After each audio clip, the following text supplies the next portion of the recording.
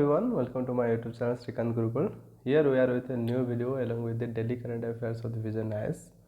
In this video, we shall discuss the news of 10th December 2022.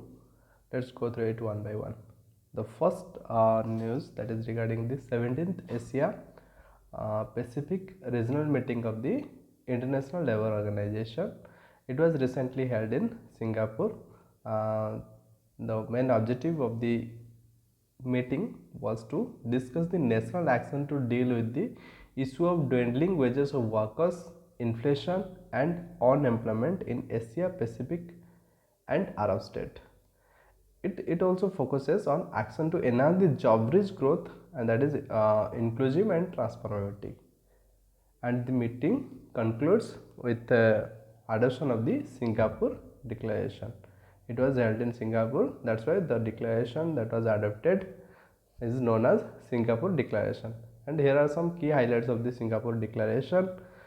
The first thing, that is to strengthen the social dialogue and labor market institution to sustain inclusive growth, which was majorly impacted by the pandemic, and to ensure the labor protection for all through effective recognition of right to collect bargaining, and just to strengthen the governance frameworks to protect rights of migrant workers, and to strengthen the foundations for social and employment protections and resilience, revitalizing productivity growth, skills development with focus on digital transformation, digital device and lifelong learning. And here are also some issues mentioned that was faced by the labor sector. What are those issues? That is the lack of job security and low wages, extended work hours and exploitation, inhuman work conditions, and lack of occupational safety and unskilled laborers, etc. And there are so many initiatives that are taken by the government of India for labor security. E-Shram portal, that is for the unorganized workers, and the central government recently replaced the 29 existing labor laws with 4 labor codes, that is namely the first one, that is Industrial Relation Code, Code on Social Security, Code on Occupational Safety and Code on Wages. What are those 4 labor codes? That is International Relation Code, Code on Social Security, Code on Occupational Safety and Code on Wages, and it replaced the 29 existing labor laws. Now let's move to the next news, that is regarding the recently launched toolkit by the World Bank. World Bank recently launched a flagship gender toolkit which is based on the enabling gender responsive urban mobility and public spaces. Okay, and this toolkit that will bridge the knowledge gaps between the policy making and program implementation for gender responsive urban mobility and public spaces in India, and it deals with 4 implementation framework for urban bodies. What are those 4 implementation framework? The first one, that is the assess the ground situation. Second thing, that is the strengthen planning and policies. Third, that is building capacity and raise awareness, and the last, that is to improve the infrastructure and services. So let's see how to assess the ground situation. Now, just to understand the gender differences in mobility partners, to understand the safety concerns and threat perceptions of public transport and public spaces, and to identify gaps, that is in the current policies, regulations and legal frameworks, and also to identify the gaps in institutional capacity and address prevailing mindsets to deliver gender responsive programs.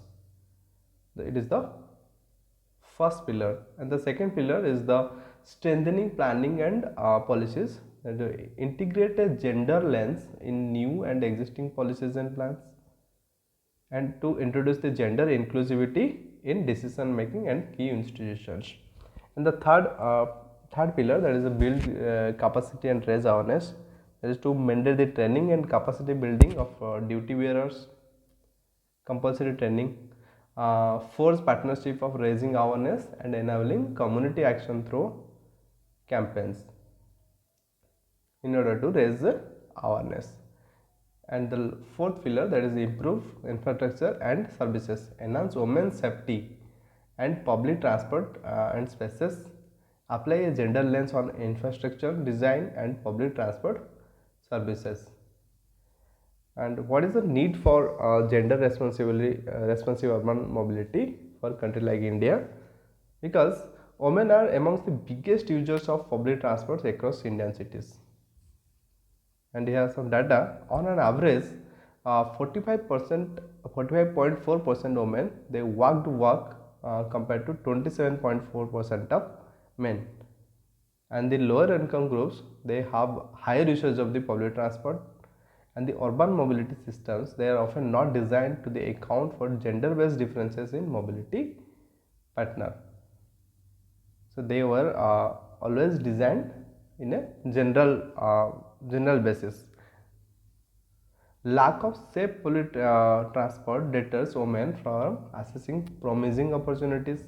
It also deters women from stepping out, creating vicious cycle that lowers their presence in public spaces.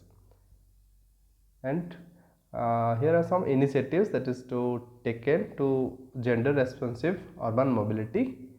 Integrated sustainable urban transport system for smart cities, that is smart SU2. It focuses on improving the transportation systems and integrating social and gender equality solutions. And recently the Delhi government has made the public transport free for women in the national capital region. And here is a all women cab service C taxi that is launched by the Kerala government. And the toolkit also gave some recommend, that is to for the first thing, that is to introduce the digital ticketing systems and common mobility cards, digital ticketing system and common mobility cards, and to introduce text based SOS system to indicate distress and awareness campaign for popularizing the helpline numbers. Okay, now let's move to the next topic. The next topic that is regarding a capacity building program for leveraging community and local resources based on technology project, which is under Earth Ganga, and it is launched by the NMCG. What is NMCG? NMCG is the National Mission for Clean Ganga, and it is jointly it will jointly implemented by the NMCG and HESCO. What is HESCO? Himalayan Environmental Studies and Conservation Organization. And what is the main objective? The main aim to empower Ganga's basin's local communities by working towards the economic upliftment through ecological perception.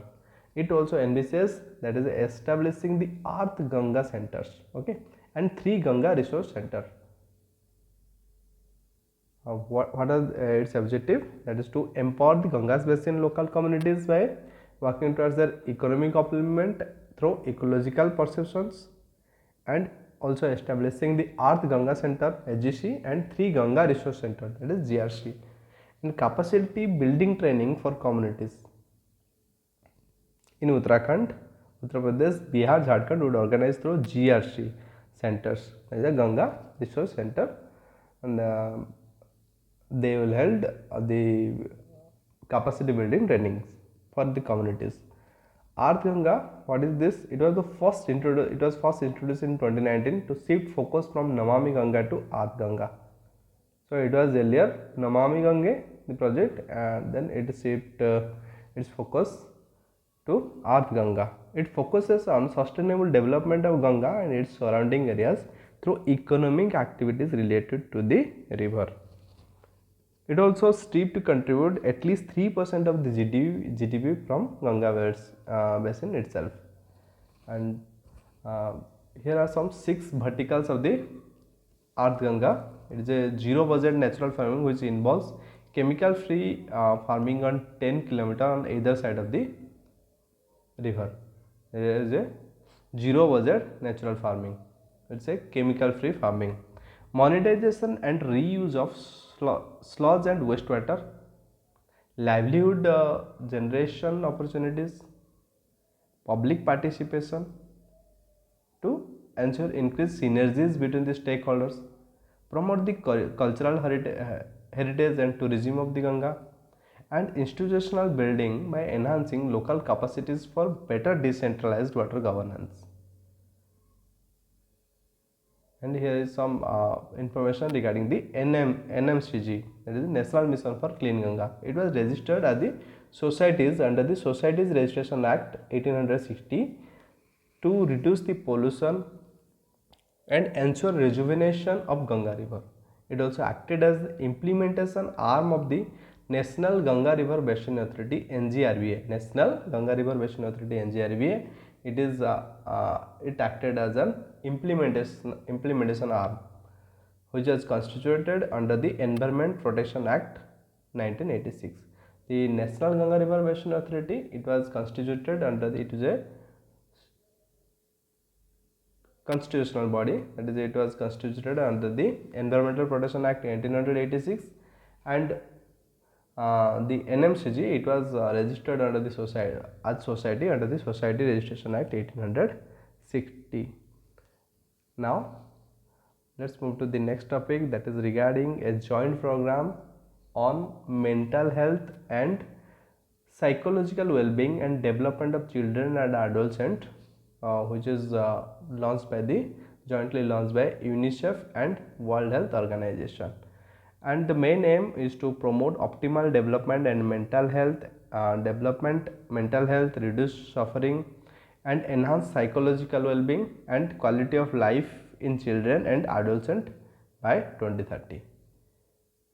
And as per the WHO, the mental health is a state of mental well-being that enables people to cope with stresses of life, realize their abilities, learn well and work well, and contribute to their community. As per the UNICEF, some data, nearly 50 million Indian children, they suffer from mental disorder. 50 million Indian children, and around 1 in 10 world's children and adolescents experiences a mental disorder. So it's a huge problem. And what are the reasons for the mental stress? Child marriage, early and unintended childbearing, separation from parents, poverty, living with chronic health condition, witnessing domestic violence, etc. And here are some also challenges associated with mental health: limited leadership, investment and coordination on mental health, and lack of capacity of frontline healthcare providers, and insufficient focuses on promoting the mental well-being and addressing the stigma. So these are some challenges associated with mental health. And here are some recommendations, that is to strengthen the effective leadership, governance and advocacy for children and adolescents mental health, and strengthening service delivery and care, and strengthening the information system, evidence and research. Okay. And here are some initiatives taken by the India to promote the mental health. What are these initiatives? Those initiatives, that is a National Tele-Mental Health Program, that is to improve the access to quality mental health counseling, and Mental Health Care Act 2017. So these two are the initiatives taken by the Government of India to promote the mental health. Now let's move to the next topic, that is regarding the Uniform Civil Code. And recently a private bill was introduced on in Rajya Sabha on Uniform Civil Code (UCC). The bill that seeks to provide for consolidation of the National Inspection and Investigation Committee, provide for the consolidation of the National Inspection and Investigation Committee for preparation of the Uniform Civil Code and its implementation throughout territory of India. It also aims to do away with religion-based personal laws, that is to introduced the Uniform Civil Code. It refers to a single law, irrespective of religion, caste, applicable to all citizens of India in their personal matters such as marriage, divorce, custody, adoption, and inheritance. It is also intended to replace the system of fragmented personal laws which currently govern the interpersonal relationship and related matters with different religious communities. And there have been so many arguments, that is in favor of the UCC, also in favor of against the UCC. Here are some arguments in favor of the UCC. It promote the national integration, okay, and it simply present laws that are segregated at present based on religious beliefs, and to make the judicial pronouncements enforceable, that is in the Muhammad Ahmad Khan versus Sahab Bano Begum in 1985, and it also strengthened the gender justice sorry, gender justice as the religious or customary personal laws that are mostly biased in favor of men. And there are also some arguments against the UCC. The parliament does not have the exclusive jurisdiction of the personal laws as it is mentioned in the concurrent list. But in contradiction to the Article 25, individuals' fundamental right to religion, Article 29 that is try to conserve the distinctive culture, and it itself contradict to the Article 25 and Article 29, and it is also against the diversity of the country. Now next topic, that is regarding the also a private member bill, that is on the National Judicial Commission NJC bill 2022 in Rajya Sabha. The bill proposes to set up the NGC, that is the National Judicial Commission, for recommending persons for appointment as Chief Justice of India and other judges of Supreme Court and Chief Justice and other judges of the High Court. Here are some key highlights of the bill. It aims to lay down the judicial standard and provide accountability of the judges. It will fix the accountability of the judges and lay down a judicial standard, and it establishes the credible and expedient mechanism for investigating individuals' complaint for misbehavior or incapacity of a judge of Supreme Court or High Court and regulate procedure for such investigation. And also in 2015, a top court struck down the National Judicial Appointment Commission and the 99th Amendment that provided for an independent commission for an appointment of judges. Okay, it was earlier struck down by the court. It stated that what are the argument of the court?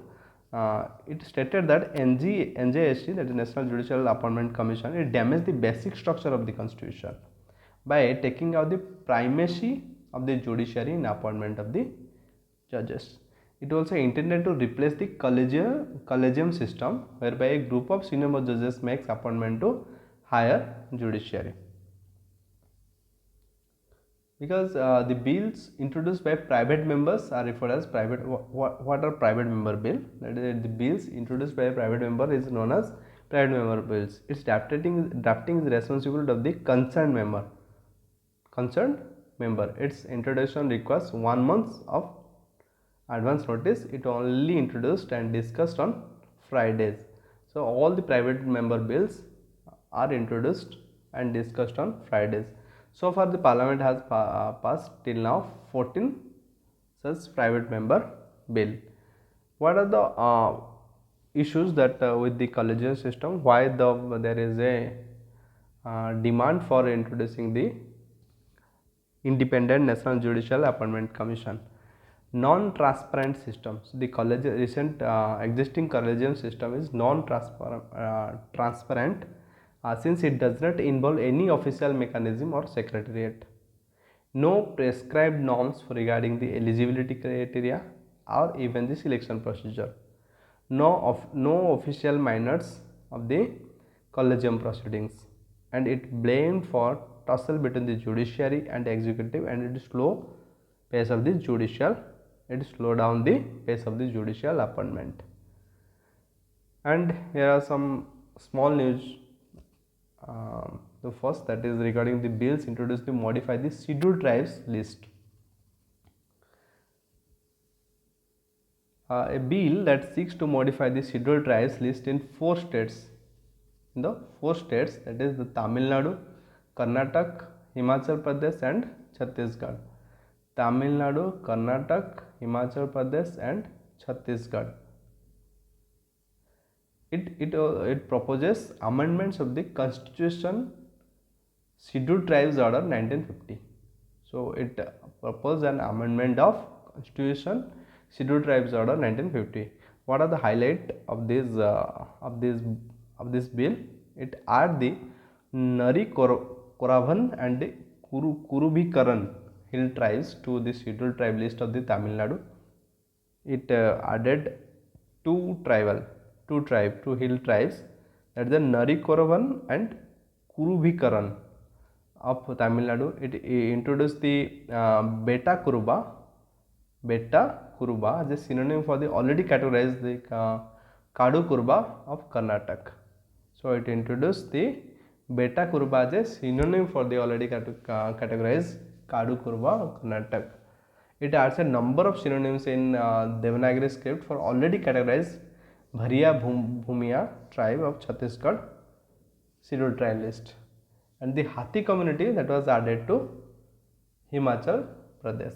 So in Tamil Nadu, it added the two tribes, that is Nari Koravan and Kuruvikaran hill tribe, and in Karnataka, it introduced the Beta Kuruba as a synonym for the already existing categorized Kadu Kuruba, and it also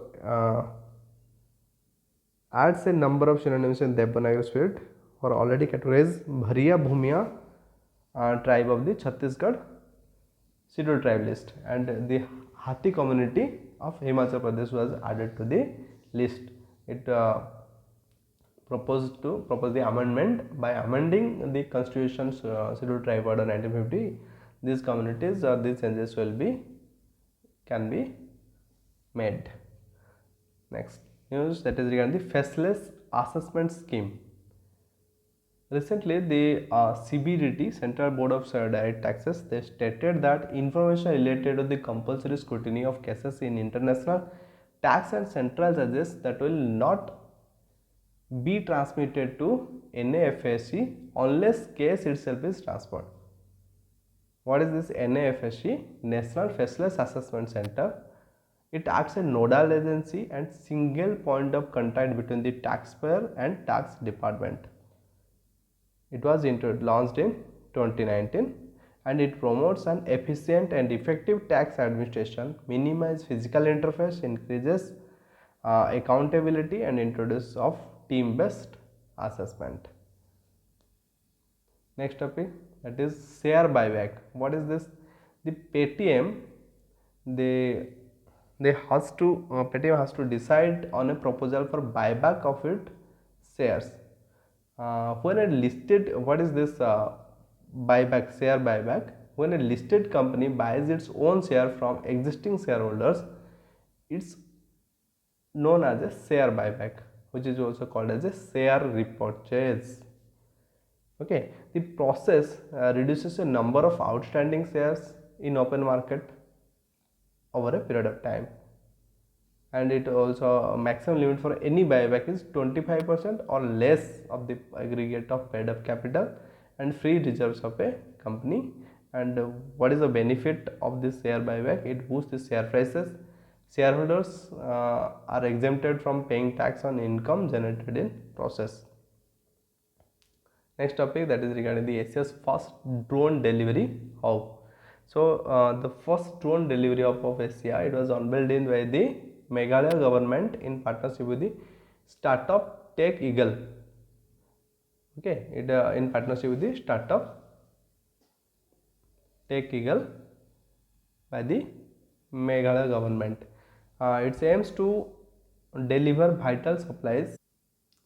It aims to deliver vital supplies like drugs, diagnostic samples, vaccines quickly and safely to different regions of states using a dedicated drone delivery network. So what are the benefits? Universal access to healthcare to 2.7 million people, and overcome the problem of the lack of visibility and high delivery costs, etc. And next topic, that is regarding the promoting energy efficiency and renewable energy in selected MSME clusters in India project. And the project success, that was focused the national conclave, and which was organized by the Bureau of Energy Efficiency, that is B. And the project was initiated in 2011 and executed by the United Nations Industrial Development Organization in collaboration with the Bureau of Energy Efficiency.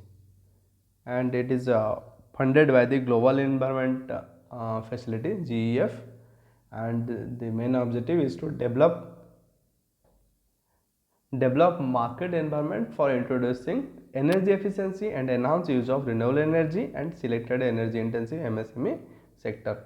It has been supported by the which ministry? That is the Ministry of Micro, Small and Medium Enterprises and Ministry of New and Renewable Energy. So it has been supported by two ministries, that is Ministry of MSME and Ministry of New and Renewable Energy, and it is funded by the Global Environmental Facility, and it is initiated in 2011. It is executed by the United Nations Industrial Development Organization in collaboration with the Bureau Energy Efficiency. Next news, that is regarding the International Organizations of Securities Commissions, IOSCO. So the SEBI bars alternative investment funds from raising capital from non-compliant foreign investors. The FI, they must be a resident of a country whose market regulator is a signatory to either IOSCO or multilateral memorandum of understanding, or has signed bilateral MOU with SEBI. And what is this IOSCO? It is an international body that brings together world security regulators, sets global standards and security sector, and India's security regulator is SEBI, Security Exchange Board of India.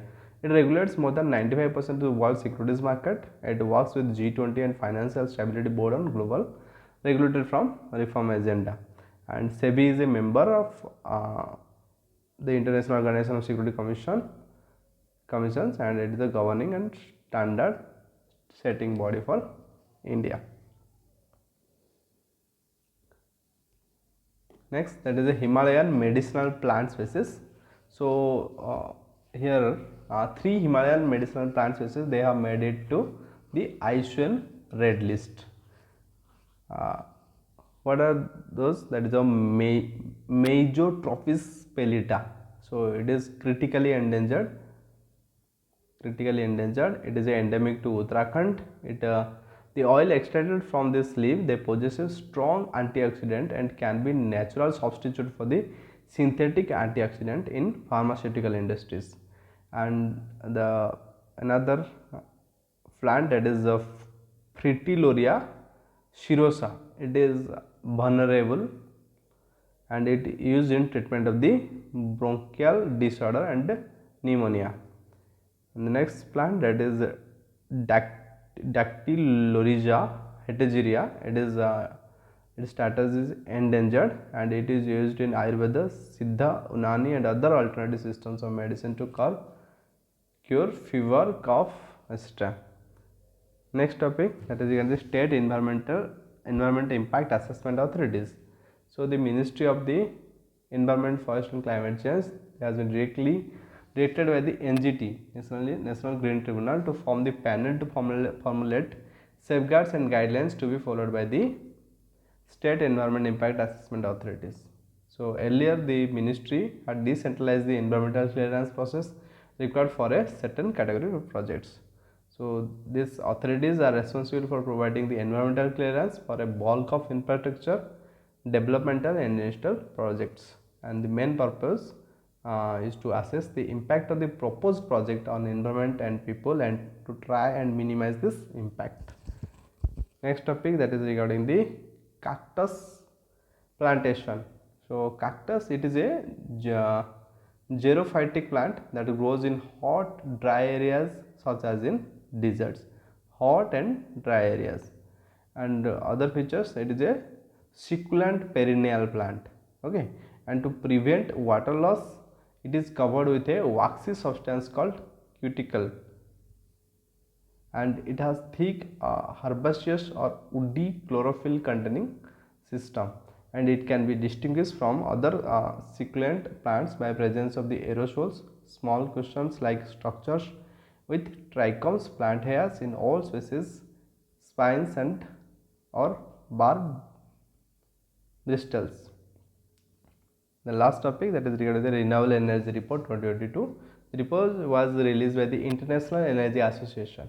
Okay, so what are the key findings of this report? The renewable energy that will comprise 90% of the global electricity capacity expansion in next 5 years, and most of it will be in India.